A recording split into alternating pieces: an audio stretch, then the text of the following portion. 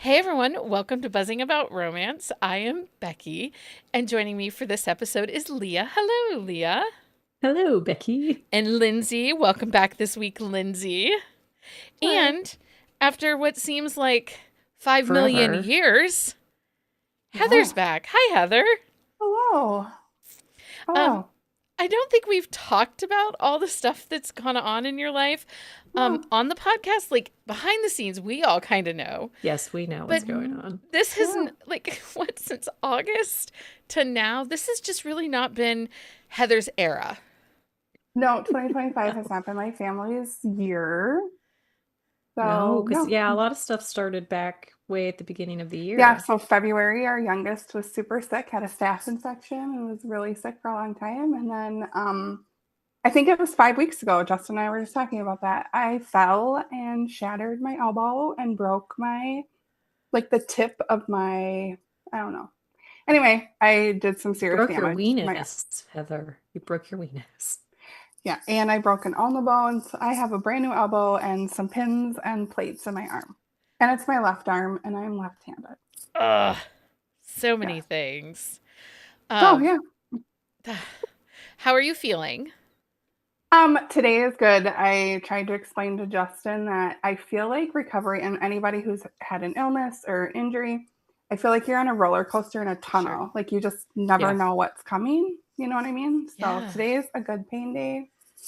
I Okay. Oh, can that's good. drive again. Like I drove for the first time Ooh. in five Was that weeks, which weird? Yeah, I've been like stuck at home. I read Mm. 26 books in October, you guys. Because you Amazing. had nothing else to do. You were Um, a little laid up. I mean, But yeah, Tell us what's good. I mean, what? Lindsay's over Tell there us like, what's good. You're the expert. yes. A lot of books. hmm Lindsay hmm needs to know everything that you read. And all I'm thinking is Lindsay would totally sign up to like not leave her house for 30 days and read. So I am a total homebody, and I am a homebody, but I think when you It's can't do anything forced. about it, you get a little stir crazy, right? 100% you do. Well, so my girl child, she got hurt and she is content sitting in the corner reading a book for hours on end. But by like day three, she's like, I'm really bored. And it's like, hmm it's because you're not allowed to do anything. Yeah. Like, Well, because and I she couldn't. popped her kneecap out of place and couldn't walk or anything. Yeah, could not use my left arm for 3 Hmm. weeks. So like literally everything I had to have done for me, like showering, washing my hair. I still can't put Oh, my hair in a ponytail, which sounds crazy, right? But I live with boys and they don't know how to do hair. They don't. Hair is a big thing, you guys, at this But I'll point. tell see. you to That's why when you have a boy, you let him grow his hair really long and he can man bun it. And so then he could do it for you. My long hair child is in Fargo. yeah. Well, this is true. Um okay, well, Yeah, that's what's happening, people. we're happy to have you But it's back. good to see your Thank you. face. Thanks. I'm excited to be back. Um and then you got to meet a bucket list author this week. Yes. Serena Bowen was in town and she was awesome. She was very funny. She just released a book about a figure skater who like Hmm. turned like skating coach. And so she was like, I like to do research. So she took skating lessons. She became a figure skater. Really? Yeah, Yeah, I did she's know that. She shared it fascinating. on her TikTok a little bit, some of her lessons and stuff. She Oh, actually I remember also seeing that now. She also talked about point of view on Friday, which is very interesting. So Well, I will Mm. kind of shed some light into what she said. It was kind of interesting.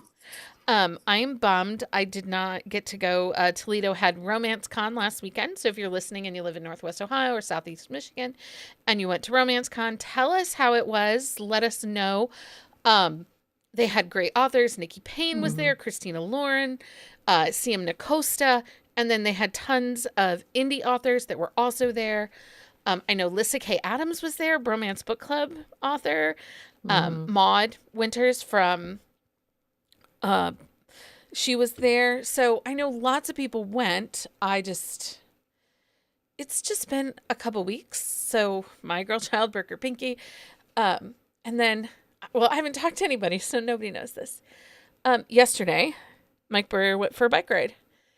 As he was leaving for his bike ride, I jokingly said, "Hey, don't fall off your bike and break your pinky."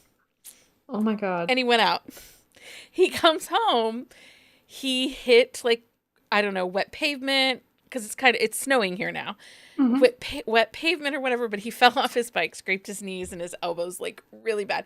Didn't break a pinky. And he's like, "You know why I didn't break anything? Because I'm a tucker." And I'm like, "Okay, friend." Oh my gosh. So How is Mike Burrier today? he's fine. His Mhm. knees are a little sore. I mean, you do not heal like you used to as a child. I remember Mm-mm. falling off my No. bike and, blood running down my leg. I'd get back on my bike and keep going. Like, you don't You- stop, but Like nothing happened. yeah. Road rash Now everything hurts. hurts. Yeah. Yeah. Mm-hmm. Everything hurts. Well, and you're old, and so then like getting up and like everything is, it Yeah. take it I from mean, someone we're at else. the age where like we wake up and you're like, what did I do in my sleep? Nope. Like, why did I throw my back out I while already I was need to take sleeping? Advil, and it's like 7 a.m. because I hurt. Preemptively It's like I taking woke that. up sore today. Yeah. So Mhm. that was Oh no, that was poor Mike. yesterday, but it's fine. Lindsay's like, I haven't hit that stage in my life yet. No. Oh no, I for sure have. Like, Okay. I have injuries from when I was in my 20s that I didn't rehabilitate. So like part of why I work out the way that I do is because I do like Pure Barre, which is good for your joints, which makes it so that, like my knee and my ankles that I messed up in my 20s and never did anything about, can actually like move. Yeah. And so That's I don't die hiking. So that was our weekend around here, but it was fine. It's fine. I mean, I don't think, like, I feel bad Mike fell. Like, totally my fault. Take the blame, whatever. Yeah, you jinxed that. I'm sharing that bed with that puppy, and Oh, the kicking. I am too old to sleep with toddlers. Like, I did my time. I did my time. And Well, and they Ollie, also get up, right? I mean, puppies don't necessarily sleep through the night either. oh, he would totally sleep through the night. The only reason he Ollie's doesn't fault. sleep through the night is Ollie doesn't like to sleep through the night because he hears noises from the big kids, like, throughout the house. But the other problem is that, Mike and I are of a certain age and you have to potty in the middle of the night. So when we get up, sometimes he's like, "I want to go up." But it's fine. He's fine. But it's like sleeping with a toddler, like the stretch. And he really likes Mike, and he likes to lay his head like right at Mike's face and just like snore in his ear. He likes to be the spoon. The He and little Mike do spoon. spoon together. They do. Anyway. So yeah, that's the going on's happening here. Awesome. Heather kind of talked about it a little bit. Today, we're talking about one of the biggest craft and reader preference debates in romance right now, first person versus third person POV. What readers want, what authors are writing, and why publishers sometimes have other ideas. I did a poll on Discord and I did a poll in Patreon. Overwhelmingly, I think we had 30 respondents. Overwhelmingly, our community prefers first person. Not But there surprising. is a good group of people that are like, I don't care if I want to read the story. I don't care what the POV is. I just read the story. Oh. And that's kind of who I am. But I think coming from where I was reading and what was the standard. So first person is actually fairly newer. So, coming off of the Bodice Rippers and the publish from, the early aughts into 2010, even if we look at the 50 Shades of Grey era, third person was the standard. Yeah. So it does not bother me, but I know that there are readers that scale both ways. I think a big part of it is like you said, it's our age, because it's like had all like read third person so much. But it was really interesting to see the poll because there are some people that only want to read third person. They are not interested in first person, which is fair because sometimes, depending on the quality of the writing, first person can feel like an unreliable narrator. Yeah. Like there can be gaps, especially if it's only a single POV. Like you don't necessarily trust how the story is moving, and it can feel slow in pacing if you get first person single POV. Yeah. Yeah, I think I don't like single like first person POV if it's just single. Yeah. Like I don't necessarily love that. For me on that one, it depends on the author. Like some authors, it doesn't bug me, but it depends on how they present the characters and whether or not like you need that other person's point of view. Yeah. Mm-hmm. So, But Lindsay, we you have can been dive kind of into reading that. out of the genre a little bit because Yeah. you have your space goo and all of that stuff, and that's third person. Yeah, it is. So, do you have a preference in romance? Hmm. I mean, my preference is that it be well done and you pick whatever you need to get it done well.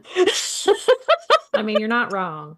Mm-hmm. I'm I think like it's way more common for us to get first person, but like one of the like I have pet peeves with both that are like, Yeah. okay, well you're doing this in a dumb way and I'm not gonna read you anymore because this is like really poorly. Like first person when they overlap like when events overlap and they're like redundantly telling you things from both perspectives, like a lot.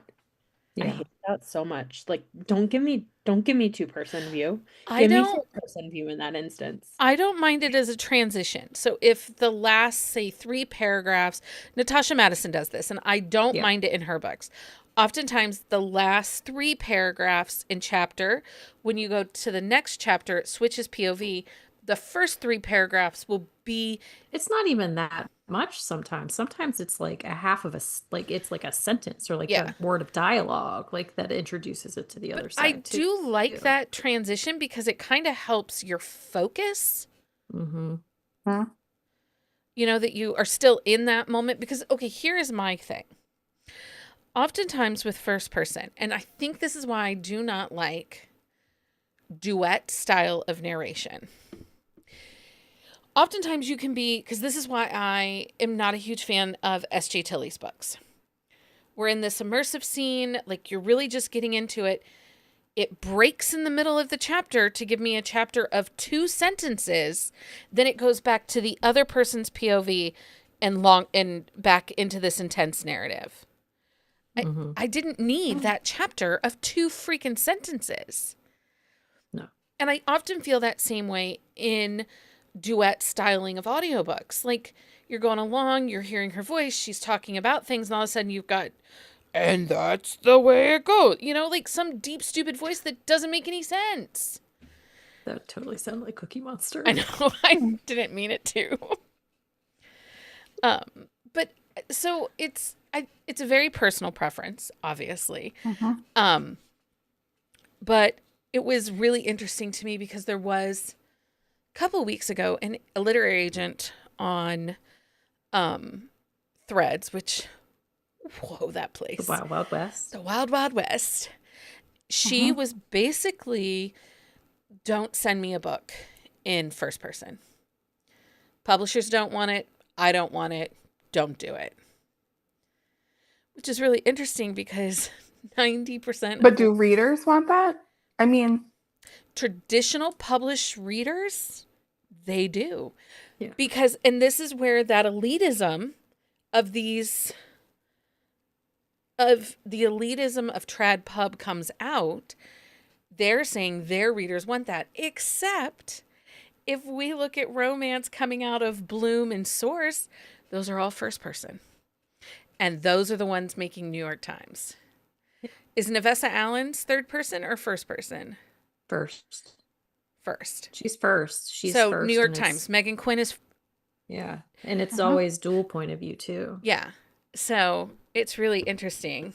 Well, Catherine Cowles, didn't she just make the New York Times or something? Yep. She did. First person. She sometimes has a third POV if the big bad gets chapters. Yeah. Every once in a while. Those, I like those a lot. Yeah. Kennedy Mitchell does that. I like how It depends on how it's done, though, because right, I have Kennedy's read good books at where they it. do it. She is, I will fully admit. But there are some authors who throw that other point of view in, and it's so jarring in the story, and it's like, I didn't need that. Like it's out of place, but sometimes it works really well. Well, Which so A.L. that was a book Jackson me. mixes POVs. She does her Well, no, flashbacks yeah, flashbacks are always in third. third. She tells her flashbacks in third, but her present day stuff is done in first. Well, and there are authors who like Riley Edwards did in her Gemini series where the male, I think it was the male point of view was in third, but the female point of view was all in first. See, and I don't like that. I want the book to just It be the same.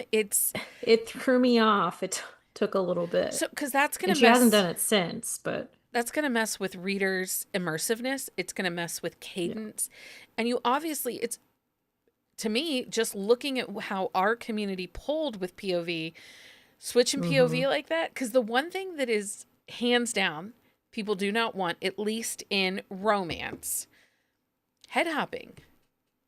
Yeah. People do not want head hopping in romance. And I don't mind head hopping if No, it's done well. so like that's one thing with the Expanse series. They head hop a lot. Like you get a group of characters. The story is told from like maybe 4 or 5 different points of view, and the character like it opens up with some character's perspective. Usually not the I guess like the main narrator, but like every single narrator is chosen for a purpose and it makes sense. But there is a lot, like, I wouldn't say it's even head hopping per se. It's just like, it's definitely written more third person, but like the perspective is based on like, it jumps around to whatever's happening with those characters. So it does give like the head hopping experience. Well, but it's almost like a narrator is telling the story of all these people. It is exactly like that. And it just like jumps around to whatever's happening with each of them. So it's like third person, but it's head hopping. And I like it for the purpose of the story. I think like you have to be really clear about what kind of point of view you're writing and why. Because if Mm, you do it badly, it means the pacing could be bad. But Like point of view. the standard in fantasy is third person, yeah. Yeah. is an overhead narrator. And I think head hopping is pretty standard in fantasy. Yeah. Mhm. I guess it depends on the type of fantasy they're telling. If it's a world building journey type fantasy, it is going to have more internal narrative versus head hopping. Which might be like I have a hard time tracking, right? Like I maybe it's because my ADHD is unchecked. And I, so like me trying to keep track of multiple people on a page is like, wait, I can only do like one at a time. yeah, and Well, and I I think it also depends on how it's presented too, because like I think there are some authors that there's no need, like you can follow and there's not an issue, but it's all on the way the characters are written and the story is written and the cleaner and more concise like the creation Mhm. of the novel is, it makes it easier to follow no matter whether there's head hopping or not. so we do have some definitions I'm going to go down through real quick before we get into some of these other things to think about with POV. First person POV, the narrator is the character telling the story directly using I or we. Third person or deep POV, the story is told from a he, she, they, but the reader only sees the thoughts and emotions from one character at a time, immersive and emotional, but not in their direct voice. Deep is also going to eliminate he saw, she said. So you're not going to see those. Third person, omniscient. Omniscient. Omniscient. Omniscient. Okay. Isn't there? Okay. It's the God view. Who cares? It's God. Anyway, Omniscient. it's shit. Just trust. The Just trust Um, me. The narrator knows everything, all characters' thoughts, history, and motivation. Rare in modern romance, but it feels more distant. This is definitely going to be more in genre fiction and in Yeah. fantasy, the God view. Head hopping, when the POV jumps between characters mid-scene or even mid-paragraph without clear transition, it breaks readers' immersiveness. It is generally discouraged in the modern craft, though older romances, especially in the 80s and 90s, used it often. Also, if you're Nora Roberts, you get to use it. Yeah, but she can do whatever the fuck she wants because she's Nora Roberts. If you're Nora Roberts, you get to use it. Mm-hmm. Jenny says she struggles with internal monologue in third. And I agree, because what happens is sometimes I think internal monologue, period, first or third, slows down the pacing of the story. And I just had this conversation with a client. I was trying to explain to them readability when it comes to a book, and about how you can trick your readers into thinking a book is faster than it is. And that has to do with short paragraphs and breaking up your dialogue. So make every line a dialogue. Don't put it at the beginning of a long paragraph. Make it its own thing, then have the paragraph. And keep your paragraph short. There's nothing wrong with a 3-sentence paragraph. So if you have like a 7-sentence paragraph, break it into minimum 2 paragraphs, ultimately 3. Because if we all think about it, when we open a book and look at it, we're looking for the indentations, right? Or the starts of dialogue. And if a reader can turn a page, they feel like the book is fast. Or if you can click your screen, it tricks a reader into thinking a book is reading faster than it actually is. Yeah. Mm-hmm. It's also why many readers will say, I read faster on my Kindle. Well, honestly, if you compare your page of Kindle One to the paperback Kindle One, there's probably half as many paragraphs on the Kindle Because page. it also depends on the size they use on the Kindle too. Well, right. Versus what's on the paperback. So the idea of flipping or tapping your screen to flip your page to swipe makes it feel faster. You probably aren't reading any faster. It just feels faster. I haven't read a paperback book in probably 5 years. I have read 4 this week. I am proud of you. I cannot even That's- imagine. Okay, but That's in all insanity. fairness, Please, we you did we not talked crack about the this last spines, did you? I hope she Leah, did. I cracked 2 of the spines were hardbacks. Neither of them made the sound. Something's wrong with them. They're brand new. Gloria sent me a TikTok of a woman asking at the library for if a new book was in, and the library hands it over, and she picks it up, cracks it, and then bends the cover over and starts reading it. And I was like, but I don't even care. No, I was so upset. I was like, this was supposed to make the spine crack. And then I sat there playing with it on my kitchen table, like, press the back cover, press the front cover. Me open it at the same time. I was like messing with it. And I was like, Why would you do that? I don't know. I don't know why I do half the things, but I was like, shouldn't the spine have cracked? I was like, is there a defect with my book? I was because it's brand new. And it was like one of them was a special edition. I know, don't even. And then the other one, but Leah's grimacing. She really is. The other one was the book I picked up at the this one was like a trad pub book that was like hardback, brand new. It just released, I think, in like September. And like, Yeah, but that one's already cracked. Kids, that's no, cheating. I was first owner.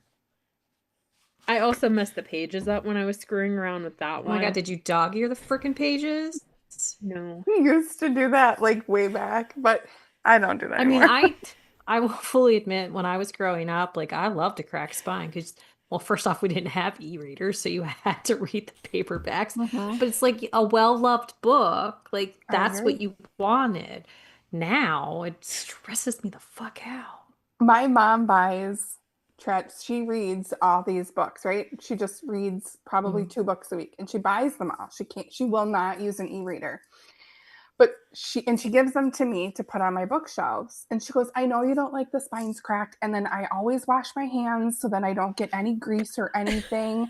She She's is so like good. so careful. I'm like, You thank you, you have Mom. taught her well. Well, and so then she's reading this Catherine Collins book, and she goes, "It's like a suspense. There's like a mystery." I go, "Yeah, it's called romantic suspense, Mom." Oh, I really like those. I think I need more of these. I'm like, okay, well, I have a long list for you, but you're not gonna be able to find them at Target. Yeah, seriously. My mom uses a Kindle. So like anytime I see her, like I'll be like, here, give me your Kindle. I'm gonna download some books for you. She's like, okay. That's so funny. Okay, things to know POV trends in romance. First person, especially dual first person, is what dominates Kindle Unlimited and the indie romance. Third person deep remains the standard in traditional publishing. It also tends to be the standard in romantic suspense, historical romance, and category romance. I don't think I've ever read a category that isn't third.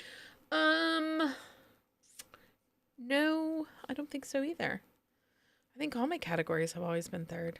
Like I don't think I've ever read a category. Did I that's tell not you third. I found a category at the library sale that was a Janet Ivanovich category? You showed it to me when we were from FaceTiming the other day. 1986. Oh my Anyway, gosh. Which Becky and I were both like, we did not realize she started in category. I didn't know she started in category. That's obscene. Many younger, newer readers, especially in the book talk community, find first person more intimate and feel like being inside the FMC's head. Many also blame this newer to romance reader that is looking for all first person POVs. They're part of the problem that historical romance has stumbled, because they're the first to say historical romance has always been written in third person, used to have head hopping, doesn't so much anymore. But many new to romance readers feel that the historical romance, it lectures you. So they feel like people are trying to shove shit down their throats and move agendas, and they don't feel that when it's in first person. Third person offers smoother transitions between perspectives and a cinematic narrative feel. So Lindsey, you're probably the perfect person to ask this question to. So do you feel like it's a shift in the reader experience when you go from third person into a first person romance? Outside of the fact that you're not reading about space goo, you're reading about other goo. Usually, I just read whatever.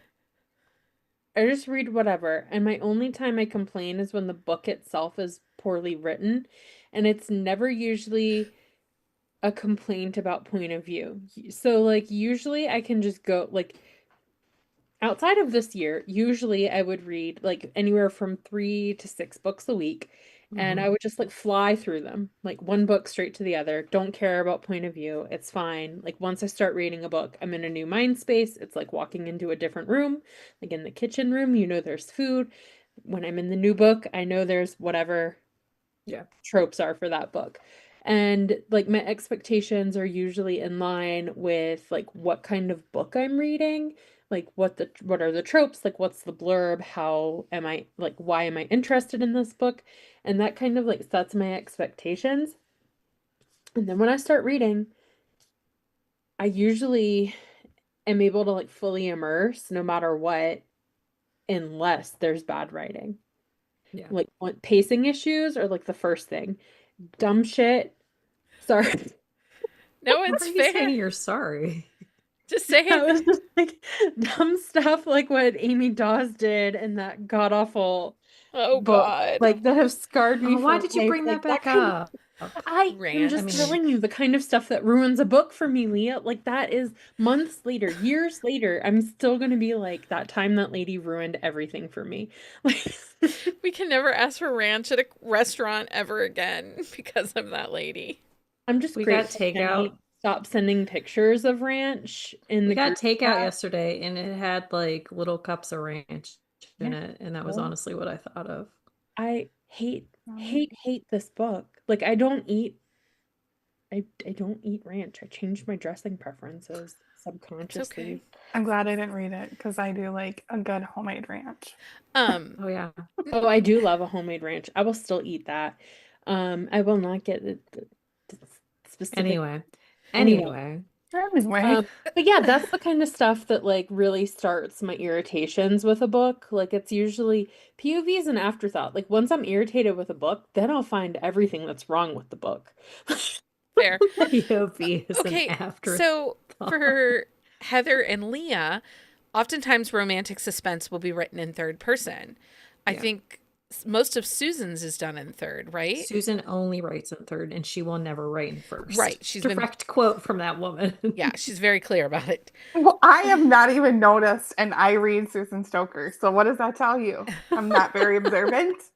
That's probably what it tells you. Do you find issues with it going from first person to third person? Sometimes it's very jarring for me, and I have DNF'd a book. Like if I can't get into it, I'm like, But I is it can't. the What is point of up view with that's this? the pro? But is it the point of view that's the problem, or just the bad book? It could. I don't know. Like it could be both, right? Like I don't know. Sometimes I'm not prepared for it. So if I'm reading like women's fiction, right? Like then that's something different. The third person is fine. But But like I yeah. mean, we've done a couple of trad books over the course of the last couple months for our Wednesday episodes, and we have said multiple times on those episodes, I really wish we had had the second POV, you know, like now we didn't say that this week was rom-com.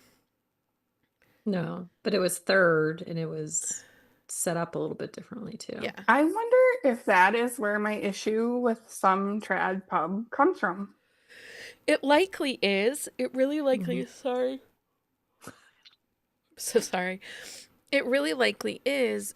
I think that a lot of times, especially with some trad labels, third comes off preachy. Like, honestly, if I get a book from Forever, and I'm not blanket stating every book from Forever, but oftentimes I'll get a book from the publisher Forever, and those books tend to be more misses for me. Same with Avon.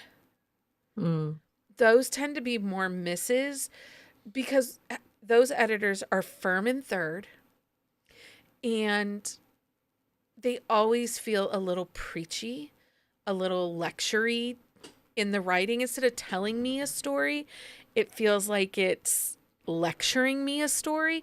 And there's a difference between telling a story and lecturing, right? Yeah.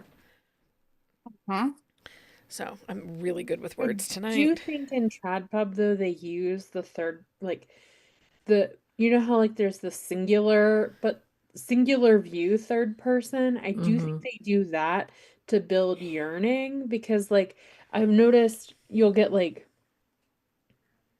or at least like a bunch that I've read, like you'll get third person, but you won't actually get any other perspective of what's happening. It's just third person from a singular character's point of view. And I think they use that as a mechanism to build like yearning and anticipation and like emotion. And that's fine. It's not. Well, because then you're relying on cues in the writing to tell you how the other person is responding to your desires, your attraction, your small touches. You're using the person that Well, and that's where good dialogue comes in. Yeah. Like when you have like conversation, things like that. Like, and that's like when I come across a book like that, as long as the dialogue and the interactions are well done, I don't care that I don't get that other person's point of view. But if there's a little bit of that lacking and like I want to be more in the headspace of that other person, other character to see like what they're really feeling, like that's when I dislike the singular. And I can't think of what we read, Leah. We read something that there was deception in it. And so the question is, are certain tropes that work better in one POV versus another? And deception and miscommunication, I think, is something that does not do well in third person single POV. No, because you need to you need to know, you need to understand like where their thought process is with this deception. Like why did they make the decisions they did? Why did they go into it like making the choices? How are they feeling after the other person finds out about it too? Like whether it's like perceived or Like, Now, in my research, one of the things that came up was that first person allows more emotional intimacy, and I disagree. I disagree too. I think if it's a very well done, well written first person, then it absolutely can. Yeah. Absolutely. But these books that we've been bitching about for 3 weeks now that are here for the vibes, Yeah.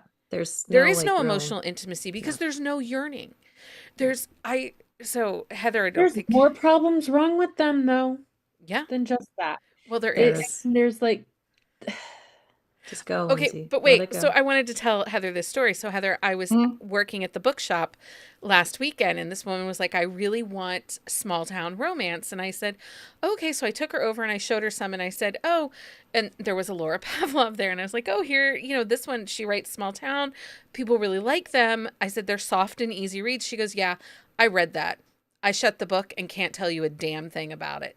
The only reason I know Mm. I read it is the title. And I was like, "Oh, Well, okay." here's a book But you those can are first read. person POV, and I use them as an example because those books are a lot of surface. We don't get deep Yeah. emotional intimacy in those particular books versus Catherine Cowell writes in first person, Maggie Gates writes in first person. We do get deep emotional stories. So I think it comes down to quality of writing. Hmm. I don't think it's a given that first person POV is going to give you emotional intimacy. It definitely depends on the author. Yeah. I mean, I'm sorry. I'm just gonna say this because I have a lot of not nice thoughts anymore and I don't like to filter. But I read a lot of alien romances and like sci-fi stuff and like paranormal and like I would take shorter stories that are like not as complicated in terms of emotions, but there's like layers of complexity that are there that add so much more in like 250 pages. Like, because a lot of them are really short, quick reads. Mm-hmm. There's more complexity in a 250-page book that doesn't even take place on planet Earth than a lot of like, Contemporaries. yeah, Hmm. like You're not wrong. no, I mean like it's just it comes down to knowing how to plot a book, knowing how to use the devices that you have Mm-hmm. and like executing on it well. And like I think like point of view in particular is important because like if you are writing dual point of view, how are you moving the plot forward while jumping back and forth between them? Because that's a skill and it also takes But I kind of think, an idea in your I don't know if you can I mean people do it however which way, but I think you have to be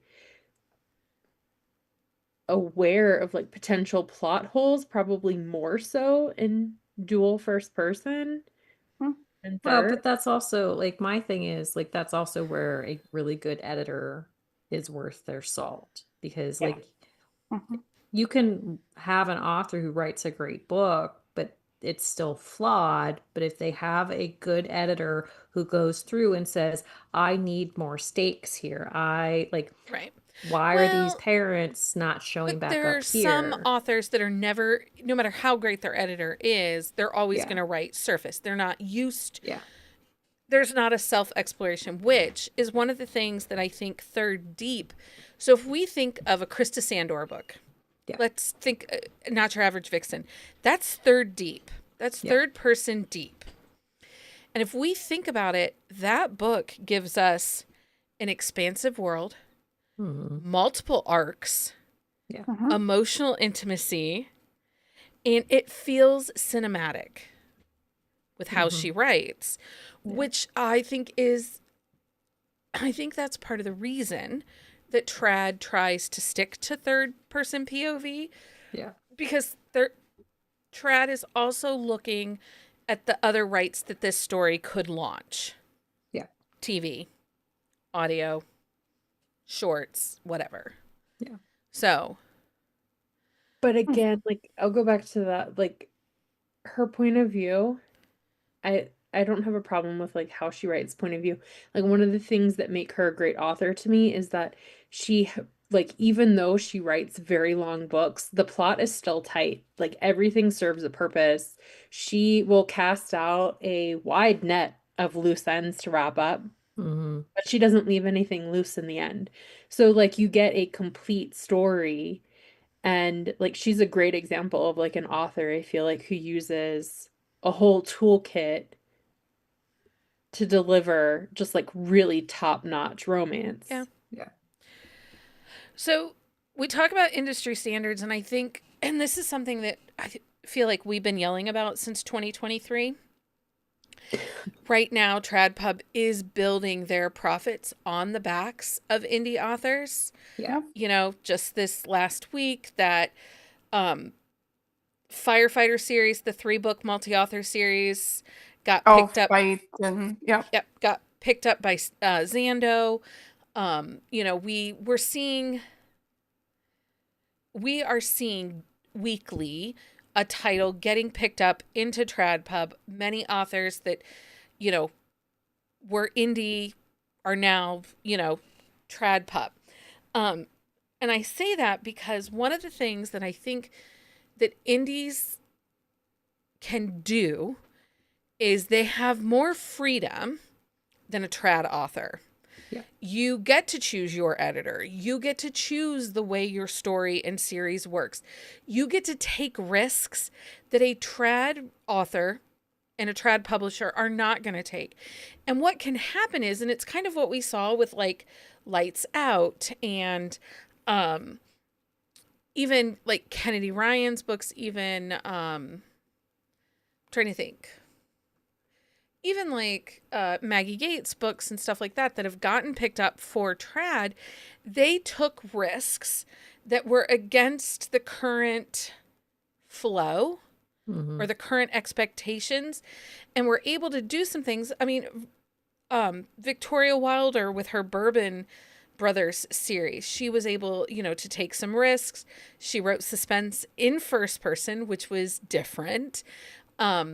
And was able to push the markers, and she had a lot more freedom as an indie author to take those risks.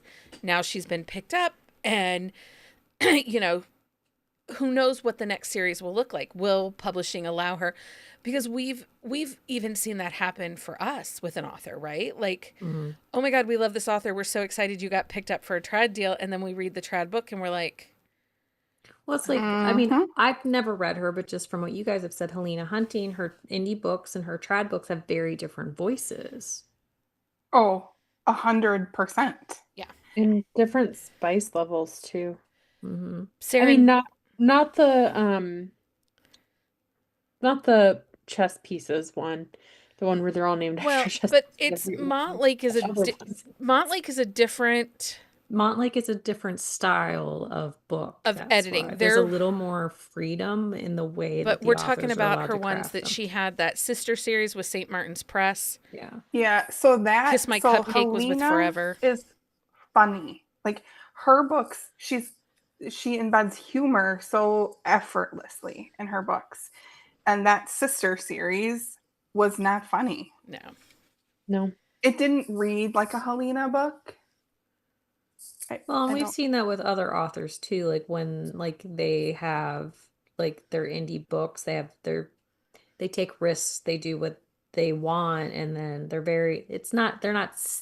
almost stunted in their writing when they get their trad deals. And it like their writing can be sound, but the voice is just very different. Well, and I think we're going to see a big shift in trad and what they're putting out. I don't think in romance third will be the standard anymore, because Jen Ellen is saying, you know, most of the first person books are the ones getting optioned. But again, those are the ones that are getting picked up that were indie, popular authors. Those are the ones being read by the younger readers right now, the book talk readers. They're the ones that want first person. They don't care how long a book is, as long as it's super sexy and over the top. That's all they want.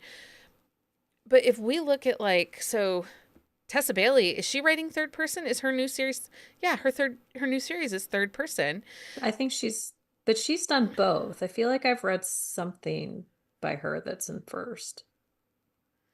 Maybe it's not. So you've got Tessa Bailey, you know, they haven't really toned her down, but she hasn't really done anything new or risk taking versus when she was when she lost her trad deal and then went indie for a while and then went trad, she did take risks. That's how she sold It Happened One Summer, because she took risks and then sold it to Source and was able to get it out in the world. Mm-hmm. So there is a freedom that comes with being an indie author, and I have so many other thoughts on this indie to trad pipeline that I won't get into it. I'll just save it for my Grumpy Lady Substack. There you go. I We should just do. call it that, the Grump Stack. Grump Stack. I like that. I do remember the first book that I read in dual point of view, though, and it sort of was like, oh, and it was a YA book, Mm-hmm. and it was written in 2010, and I remember the kid, it was this book I recommended to my students, and they were like, this is so cool, I love that it's in different, like, you get both perspectives, and it felt like, I was like, oh, that's so, like, cool, like, why haven't we had this before? You know? Yeah. No, Jenny, I don't think publishing will ever get rid of the old white people. They are going to die in those chairs. They just are.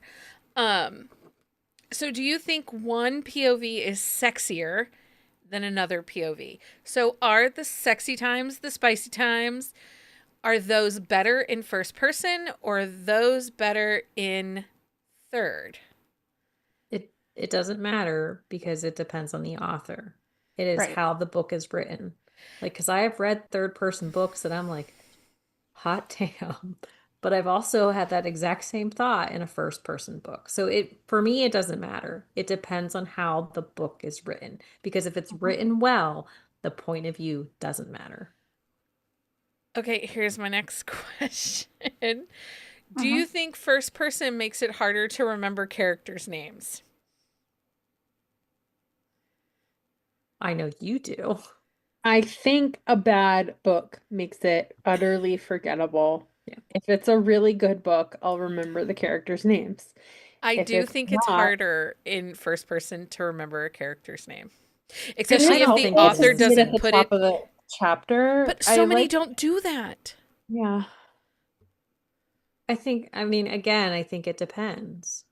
Like, if the book is forgettable, like whether I finish it or not, like, I mean, I'm probably not going to forget the names, but like, I also don't care. I don't often forget names, but I think that could be just because of my profession. Like, names are like a big deal, right? Yeah. So I think that could be it. I personally like when authors like name the chapter. I think that's something that's gone out of style. And I've noticed that more people are doing it again. And I'm like, oh, I like this. It's kind of like a little foreshadowing for what's coming, you know? Yeah, Well, like give Bryn me a and Layla title both do chapter. that. I love a title chapter. Give me a title chapter, but also give me the character whose point of view this chapter is in. Yep. I want these things. I need these things. Stacy says first person audio, yes. You're not wrong. And I have been doing much more audio than I have been doing eyeball But I think reading. narration, it depends too, because again, like if it's a narrator worth their salt, I don't care. I do. If Sebastian is talking to you, do you care if he's talking to you in first or third? No, but I'm not going to remember his character's name. Yeah, but you don't even care though, because Sebastian is speaking to you. Teddy Hamilton. So. Oh, I've been listening to Teddy the past couple of days. It's delightful. Can I just tell you something super funny about Teddy? Of course. So in 2022, I brought Serena's books to Vegas to have the narrator sign them. And I was like, she bucket list, she would do it. So of course they write funny things in the book and like take up the whole page to be funny. So then the author can't. So Serena starts laughing when she looks at what Teddy and Jacob Morgan or whoever, I can't remember, wrote in there. And so she took pictures of our books because of what they wrote in there. Mm-hmm. What did they write? I don't know. They made a joke about the weather and my name, like Heather, you know what I mean? And then I can't remember something else they said. It was funny. Menaces, all of them. So if there was only one POV, do you think third person deep would be the happy medium? Yeah, between trad and indie styling? I do. Is that the good bridge? I think it's really the only bridge you can have. I mean, honest question. Because Leah knows. I mean, she hears my gripes from publishing meetings all the I do. time, every week, I do. every day. Also, Becky has Festivus every day. Michael was telling me something like one week, last week or the week before, there was something like 48 hours of communication use on on our internet and Wi-Fi, meaning like Zoom meetings and video calls and stuff like that. And I'm like, I peopled a lot that week. It was a rough week for me. Oh, that was like 3 weeks ago because you had a meeting like every And day. multiple meetings every day. Yeah, I remember that week. I'm supposed to work Yes. for myself from home where I never have to talk to people. But then I was having a lot of meetings. It was terrible. So Yeah, if they switch to the third person, there's enough first person books out there that would keep all of us that want to read first person in business. Do you know what I'm saying? So, Yeah. but do you think publishing will ever make, at least in romance, I am not talking about anything else. I'm only talking about romance. Do you think that they'll ever make it more common first person than third? I don't think so because I think they're so stuck. But even because you got Elsie Silver, she signed a 7-figure deal for I'm her next curious book to at see Atria. though, but I'm curious to see if it's in first or if it's in third. I think it has to be in first because that's what her readers expect. Yes, The thing is, Can I is just money is. snark talks. on her new book? What? Can I just snark on her new book? In just a minute, Yes. what was Heather going to say? Well, I think money talks. Right? And so the deal is if these indie authors that are being picked up for trad deals and they write in first person and that is making money, then like there's these old white people that want the third person. The money has to talk at some point, Yeah. right? Yeah. No, I don't disagree with that. And I think it will depend on the draw of the author whether or not they comply. Get the choice. Well, and the other change. piece is reading is very trendy right now. It is. Yeah. And how much longer is reading going to be trendy? I mean, I hope So- it's stays I don't. I trendy. hope how- the mean girls get out and find a new hobby, go back to makeup. Get out. But how long are they going to sustain? Yeah. Okay. You can Let hate Lindsey. on that book, and then we're gonna go to book of the week. So hate I'm away. just gonna say, like, and it's relevant because, like, with point of view, you need to make decisions that work and make sense for your book. Her new book has a saguaro cactus on it, on the cover, and when it came out, I was like, Those cactuses don't live in Canada. unless this book is in Arizona, don't put a saguaro on your damn book. Sorry, I just am like, what? Well, Just like, so you do know, Becky your put the research because Becky questioned whether or not those cactuses are in Canada. no, they are Uh-huh. definitely, they couldn't survive. They're at a very specific elevation. They don't even, like, New Mexico is too high elevation. Like, we have a completely different desert and Well, we're next door. and aren't they protected? And you, like, if there's one in your yard, you have to get permission to dig it up. They root ball it and then move it to a specified They move location. it. They do not get rid of them. They take forever to grow, and they're incredible. They're like 30 feet tall if you haven't seen them. They're beautiful, and they're very specific to a very specific type of desert, the Sonoran Desert, which is in a very small part of Mexico, Arizona, and like basically a non-existent part, like a so tiny part of New Mexico, like, and California. Like, they're not in New Mexico and California, Yeah. pretty much. Like, that's not where you see Well, and them. It's pretty much just Arizona. I and part find of it so interesting that she was okay with that cover because she gets dinged a lot over on Threads. Again, Threads. I wish we had like the Wild West, like the whistle sound or something Yes. every time we say Threads. Like Anyway, Burger. she gets dinged a lot over there about, do you think that her men are MAGA? And she always is quick to defend herself and say, I write Canadian cowboys. And it's like, sister, we know there's MAGA in Canada. We've been seeing it happen. But she's very quick to say, I write Canadian men. They're not the same as U.S. men. And it's like, okay. But now you're like putting A The very wrong cactus on the your wrong book. cactus. Maybe your men aren't as Canadian as you want us to think they are. Um, okay, well, we'll talk about that another day. I don't even know what we're talking about next week, but That's okay, a really good question, actually. You want me to plot it? No plot. no I just plot. have that. I had the document up. Let me see. Okay, it's that It's that time. time. I gotta remember For what we're supposed to be book doing. of Book of the Ah, the week. Book week. of the week time. Heather's like, I can't do jazz hands with I both. can't. I can only move one hand. Heather, what is your book of the week? So I went on a deep, deep mafia dive. It's not my book of the week, so I'm just going to kind of gloss over one of them. I read it's about an art thief. It's by Tara Crescent, so she's an art thief. So I started reading that when the whole Louvre thing went down, and then it was like a 5-book mafia series, and I cannot get out of mafia. So I found a new author, and it is the title of the book is called Savage Promises. It's by Deborah Garland. I like her It is books. an Irish mafia series set in New York, and Bonkers.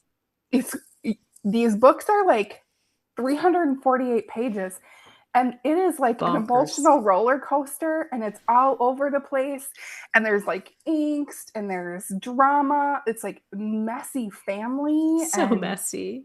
They're really so good. messy, and they're so good. No, So I like he's these ones a supposed to lot. marry one sister, but he's actually in love with the other sister. And you guys, these books are. I've But there's read a one marriage like arrangement. Wait, what was and the art thief book called? The Thief by The Tara Thief. Crescent. By Tara Crescent. Yep, but this series, the Savage Promises by Deborah Garland. These are the messy family. Like we're talking messy, messy. It's delightful. So good. Okay. So good. I will link both of those on our On the Shelf show notes at buzzingaboutromance.com. Leah, what is your book of the week?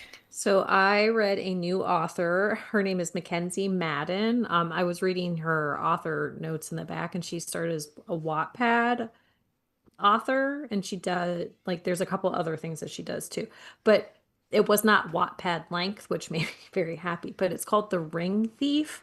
So when the book opens up, the Lily and Declan are on their honeymoon, and she overhears a phone call, and he is calling somebody else sweetheart, and so she like it like devolves from there. So like the whole premise is like they got together based on a lie, but they'd been dating for like a year, and then they got married, and his father is a piece of shit, and like he has this female friend who also there's a lot of other woman drama. There's no cheating in this one because we all know that I read those too, but there's actually no cheating in this one.